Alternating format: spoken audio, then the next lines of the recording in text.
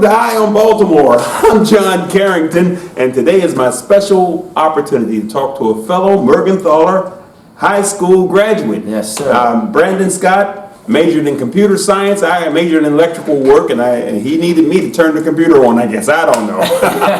But we're here on Eye on Baltimore, and we're going to talk to him about some of the things that are going on in Baltimore, and of course with the mayor's race. So everybody, don't go anywhere. This is John Carrington, and this is Eye on Baltimore. USS Constellation. There's a grand lady in Baltimore who has taken her rightful place as the Inner Harbor's crown jewel in the heart of the Chesapeake Bay. Launched in 1854 as the last all-sail ship designed and built for the United States Navy, Constellation's century of service embraced the ages of sail, steam, gas, diesel, and nuclear power. Imagine that, launched in 1854 and still afloat. Even more exciting, visitors can come aboard Constellation and explore to their heart's content. On board Constellation, history comes alive as visitors touch, feel, and experience what life was like for sailors during the Civil War. Just bring your imagination. Constellation is the second of 3 U.S. Navy vessels to carry the same venerable name. The first, the frigate Constellation, was built right here in Baltimore at Harris Creek and launched in 1797. Known as the Yankee Racehorse, the frigate Constellation was one of the first 6 ships built by the United States Navy.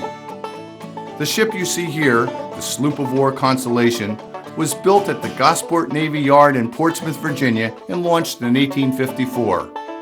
A newspaper account from the day of her launch reported that there were 8 pieces of the original frigate Constellation contained within her timbers. The third Constellation was the aircraft carrier CV-64. Launched in 1960, she served until 2003. President Ronald Reagan called her America's flagship.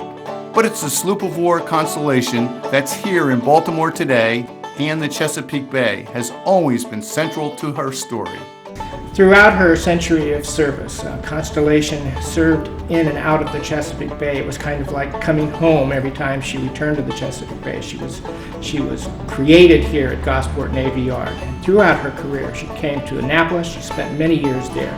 She sailed to Philadelphia. She sailed up and down the bay several times. And every time that she returned, it was like a homecoming for her. By this walking through history that they're able to do, and they're able to see the hammocks and see the officer's wardroom and sit in the captain's cabin and have this whole immersive experience that you never are going to get at most types of museums. So this is a really wonderful experience for them, and they have no idea what they're missing out on, and then they come on board and they keep coming back. We fire the cannon, turn the capstan, and ring the bell daily, and we recommend the free self-guided audio tour, which comes in 2 flavors. One perfect for children, the other for adults.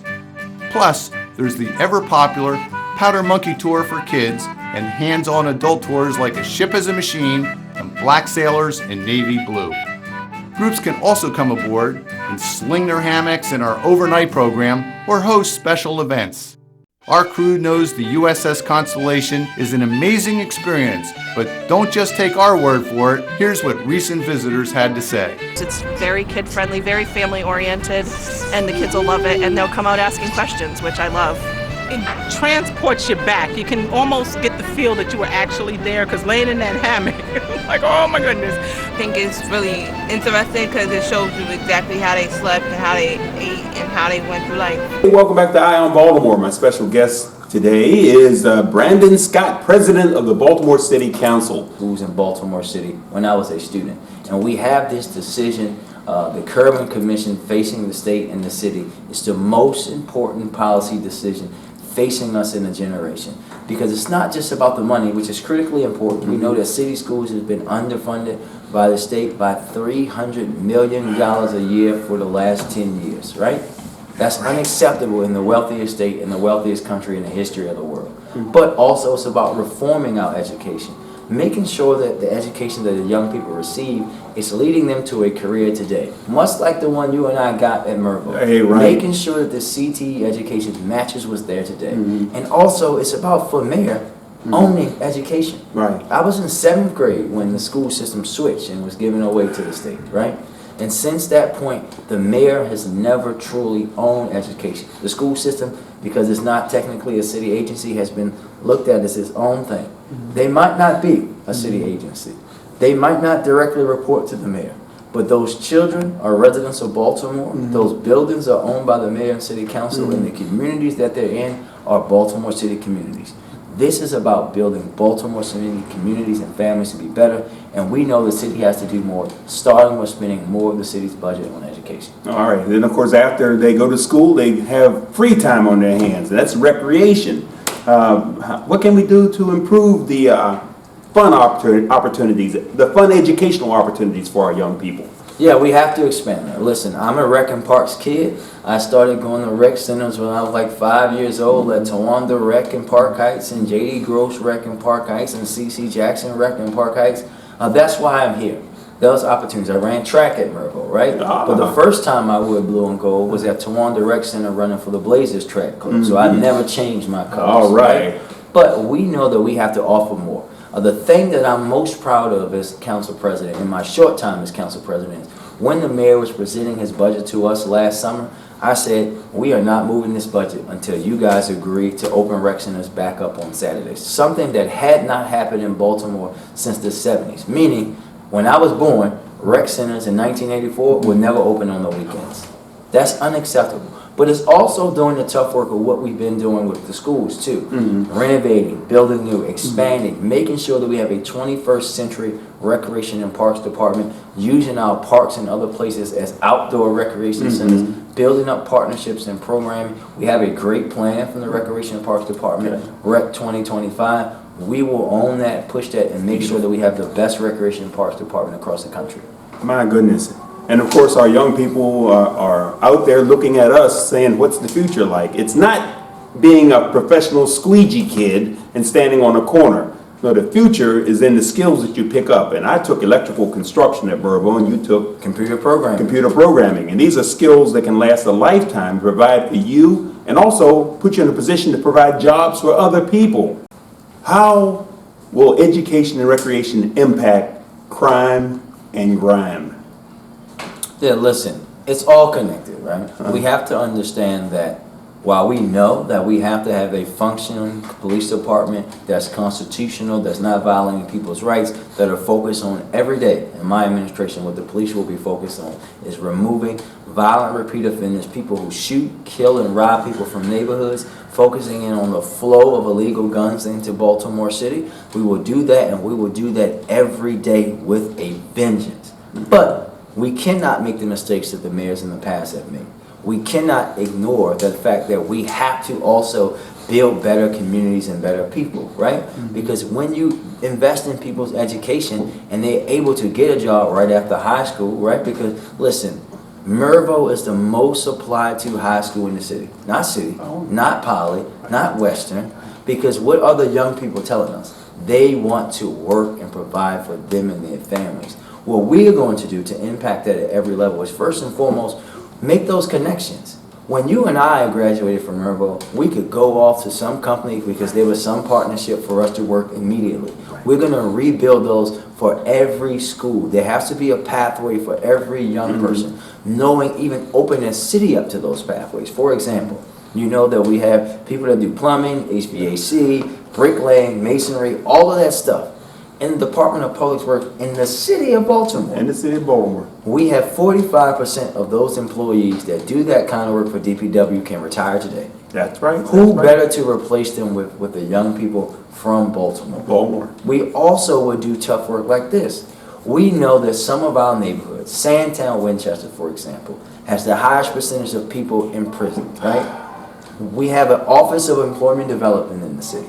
Wouldn't it be wise for us to actually use that office to not wait until they return home from prison, but to go into the prison, working with our trades, working with people to make sure that when they come home, they can participate in a job that's out here today. Because when I look in Baltimore, I see a lot of cranes. I see a lot of opportunity. There's also other great opportunity, right? We've been pushing things about pushing the city to zero waste and changing the way we do trash and incinerator. That can create thousands of green jobs. Right. Dealing with how we recycle, dealing with how we reuse our trash, dealing with how we do our energy. That's another industry. Also, when you look at the amount of vacant properties that the city has, what cities like Philadelphia have done with their Philly land care model is then help create small businesses in those neighborhoods, other people from those communities to maintain those green spaces and those properties, helping people grow, but then helping those who need the jobs the most, obtain them in a reasonable way.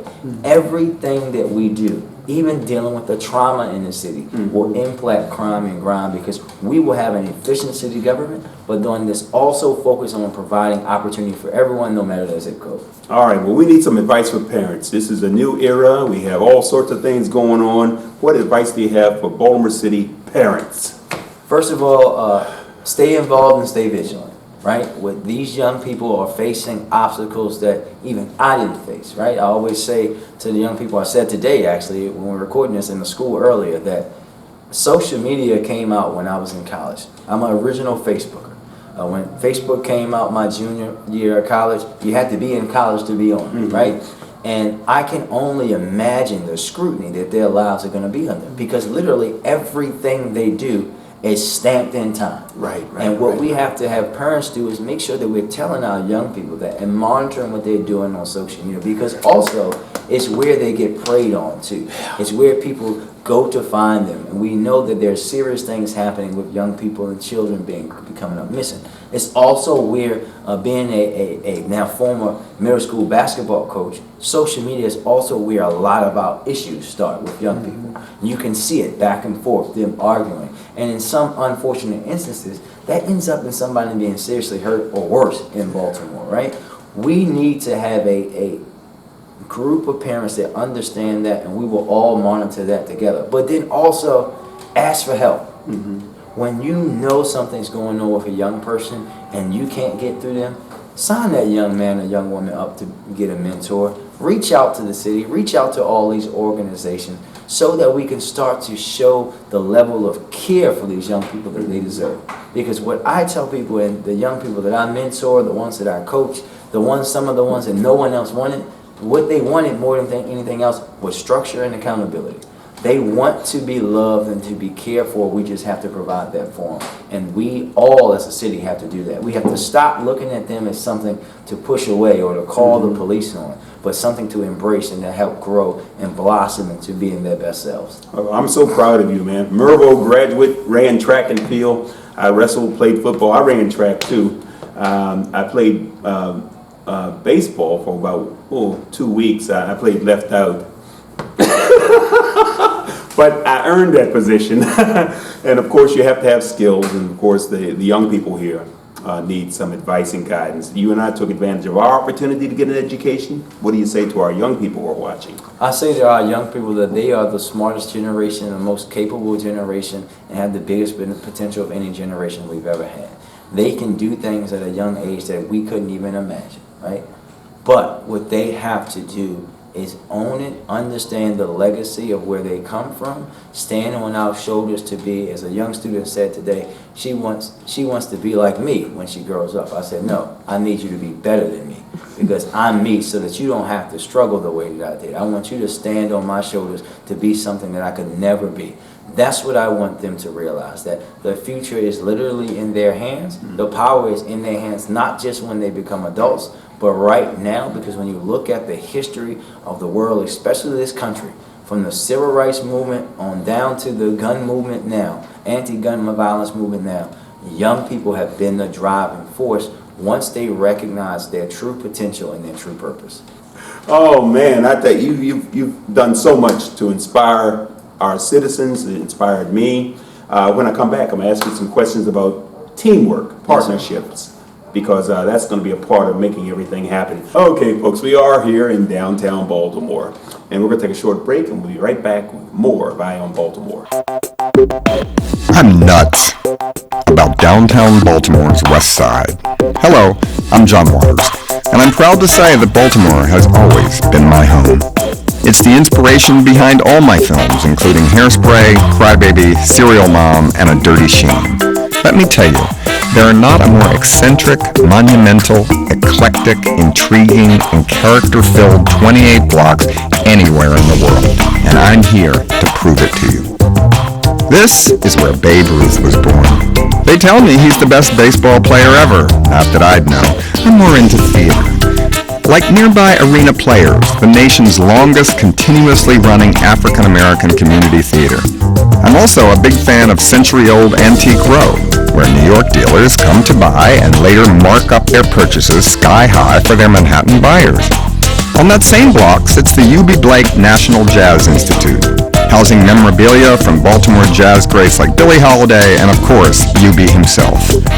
The West Side is also where the Maryland Historical Society calls home, with its many Baltimore artifacts, including the original manuscript of the Star-Spangled Banner and Nipper, the RCA dog. Oh, and the National Dentistry Museum, the only one of its kind in the U.S., is where George Washington's dentures live. And no, they were never wooden. And right in the middle of it all, as if just to add mystery and intrigue, sits the gravesite of Edgar Allan Poe, my kind of guy. Sometimes I go there to meditate. Now, the thing that defines Baltimore for many people around the world is right here also. Our sports franchises, the Orioles and the Ravens, two birds that nest in the West. The Walters Art Museum is also known internationally, featuring an interactive experience exploring 55 centuries of art. A man named Gustav Krug worked at an ironworks foundry on Saratoga Street on the west side way back in 1810, and it's still a working ironworks foundry today. 6th-generation Krugs still work here.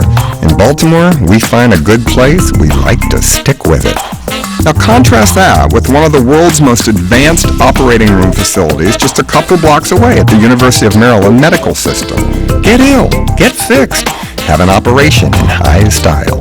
Know of a place where the Beatles, Al Roker, Mother Teresa, and P.T. Barnum all hung out? I'll tell you, the west side of downtown Baltimore. Hey, welcome back to Eye on Baltimore. My special guest today is Brandon Scott, president of the Baltimore City Council. Brandon, what's going on with the City Council? We know we have something called teamwork at Mervo, where teams work together, coaches, players, but in Baltimore City we have the state's attorney's office, we have the police commissioner, and we have the City Council.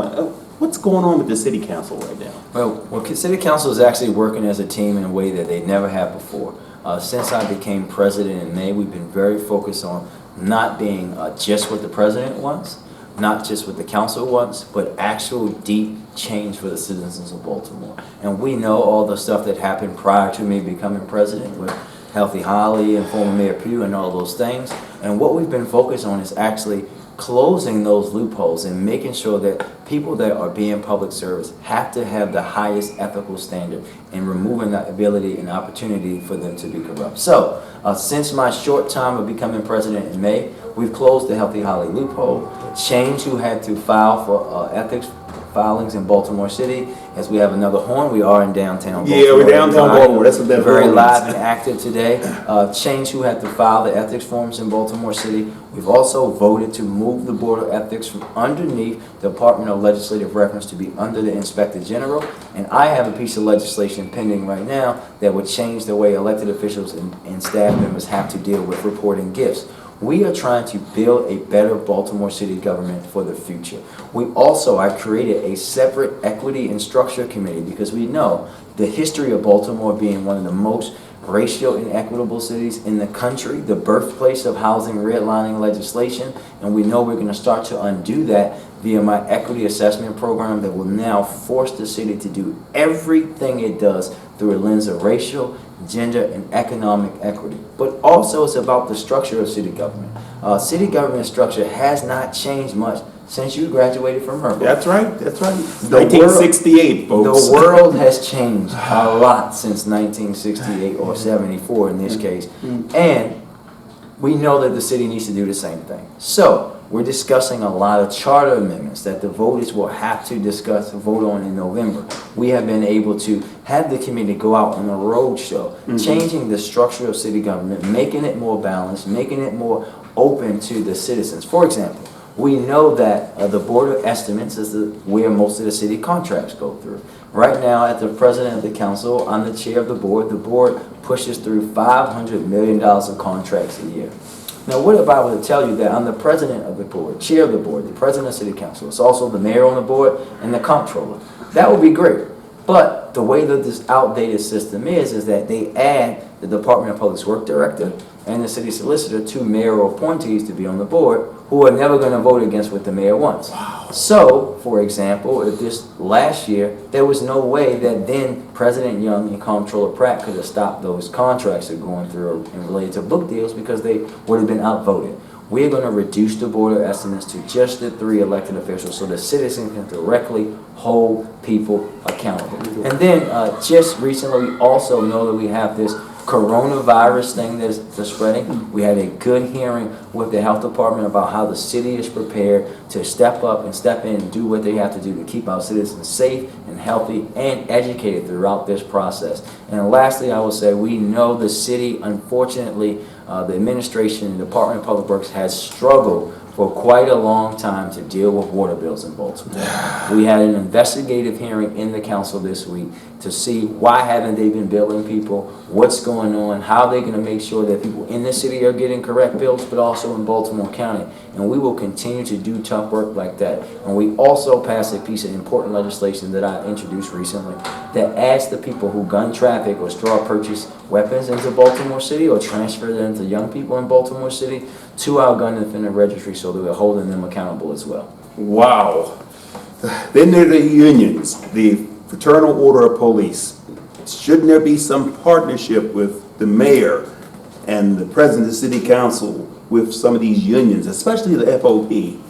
Yeah, listen, as a former union member myself, working at UFCW Local 27 when I worked at the Giant in Park Heights on Reisterstown Road, and being the son of a union worker who still works there and a grandson of a former UAW worker who worked at the General Motors plant here, union jobs and opportunity created the opportunity for me to be here. I'm always going to work well with our friends from labor. I'm blessed to have the support of them in my campaign for so many of them, but it's also about accountability. Yes, you're right. There should be a relationship between FOP, the mayor, the police commissioner, etc. And now 3 times in my term as council president, I've offered up my office as a place for the police commissioner and the FOP president to come and try to mediate their issues. And that's the kind of leadership I will continue to exude. Beautiful. All right, and again, give us the message why you should be raised up a level in your leadership for Baltimore City. This is not about Brandon Scott. This is about Baltimore. This is the most important election in Baltimore's history because it's not about just who the next mayor will be. It's about what kind of mayor they will be, what they will stand for, and what they're willing to do to improve Baltimore. Will we have a mayor that's tied to the hip of a status quo that got us to this point that we're in today, or will we elect a leader of a new generation that can bring transformation and generational change leadership to Baltimore, that will be willing to build a better city government for everyone, making it professional, making it equitable, making it accountable and transparent, but also someone that's willing to do something that elected officials have been afraid to do for far too long. We need a mayor who's unafraid to be unelected because they did the right thing over the popular one, and that's me. That's the kind of leadership I want to exude. That's a new way forward for Baltimore, and that's why I should be elevated to be the next mayor of Baltimore City. Okay. All right, right now we'll take a break and we'll be right back with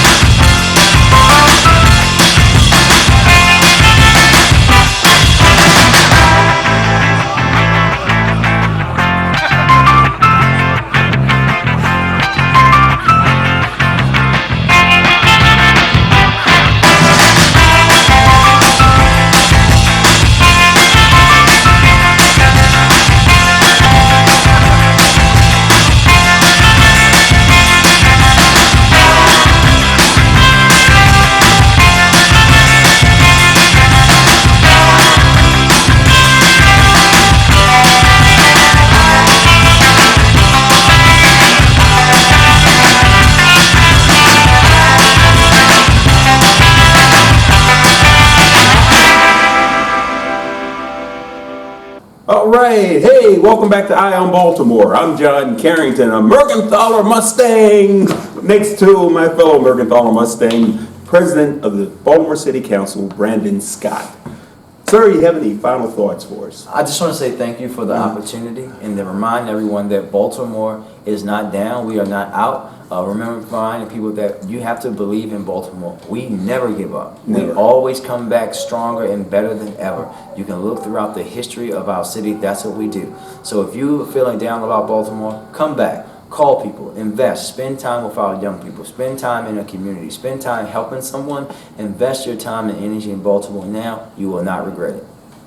All right, well, this is Eye on Baltimore. I want to thank my special guest, President of Baltimore City Council, Brandon Scott. Thank you, sir. Thank you. And I want everybody to remember, keep your eye on Baltimore and be involved. Be a part of the solution, not a part of the problem. I'm John Carrington. This is Eye on Baltimore. Thank you, Brandon Scott. Thank you. And everybody, see you next time on Eye on Baltimore. Yay! So come aboard USS Constellation. And while you're here in Baltimore, be sure to visit these other attractions of the Chesapeake Bay Gateways Network.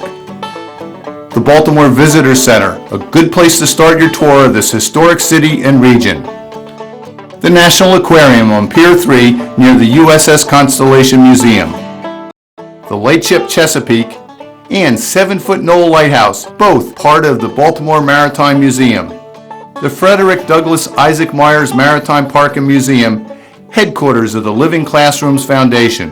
Fells Point, an early American shipbuilding center, and the Fells Point Maritime Museum. And of course, Fort McHenry National Monument, where the people of Baltimore valiantly defended the city from the British during the War of 1812, and Baltimore's own Francis Scott Key wrote our national anthem, the Star-Spangled Banner. So welcome aboard USS Constellation and enjoy your visit to the historic sites of the Chesapeake Bay Gateways Network.